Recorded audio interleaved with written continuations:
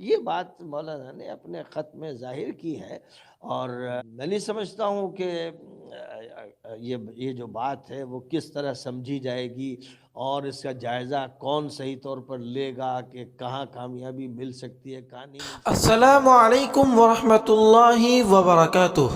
ناظرین، مولانا سجاد نعمانی صاحب کی طرف سے اسد الدین اویسی کے لیے ایک کھلا خط شائع کیا گیا تھا جو بہت زیادہ وائرل ہوا۔ یقیناً آپ لوگ اس کو پڑھ چکے ہوں گے یا کسی ویڈیو میں اس کو سن چکے ہوں گے۔ ناظرین، اس ویڈیو میں ہم بتائیں گے کہ مولانا سجاد نعمانی صاحب کی اس خط پر مولانا سلمان ندوی صاحب نے اپنا بیان جاری کر دیا ہے۔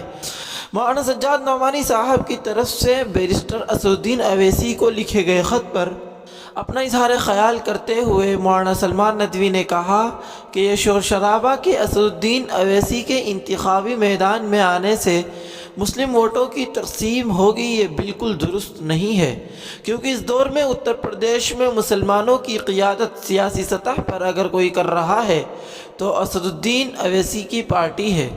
ناظرین، ای ٹی وی بھارت سے انٹرویو میں بات چیت کرتے ہوئے مولانا سلمان ندوی نے صاف صاف کہا کہ ہم مولانا سجاد نعمانی صاحب کے اس نظریے سے اتفاق نہیں رکھتے ہیں۔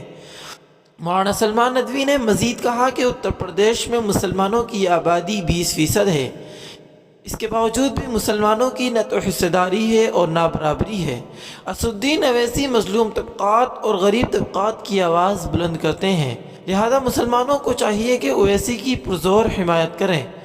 مولانا سلمان ندوی نے مزید کہا کہ مسلمانوں کی یہ ترجیح ہرگز نہیں ہونی چاہیے کہ وہ کسی پارٹی کو شکست دینے کے لیے ووٹ کریں، بلکہ جتانے کے لیے وہ کسی بھی پارٹی کے ساتھ جا سکتے ہیں۔ مولانا سلمان ندوی کی ویڈیو ہم یہاں یوٹیوب پر نہیں دکھا سکتے ورنہ کاپی رائٹ کا مسئلہ بن جائے گا۔ اگر آپ وہ ویڈیو دیکھنا چاہتے ہیں تو ڈسکرپشن میں لنک مل جائے گا، آپ وہاں سے اس ویڈیو کو دیکھ سکتے ہیں۔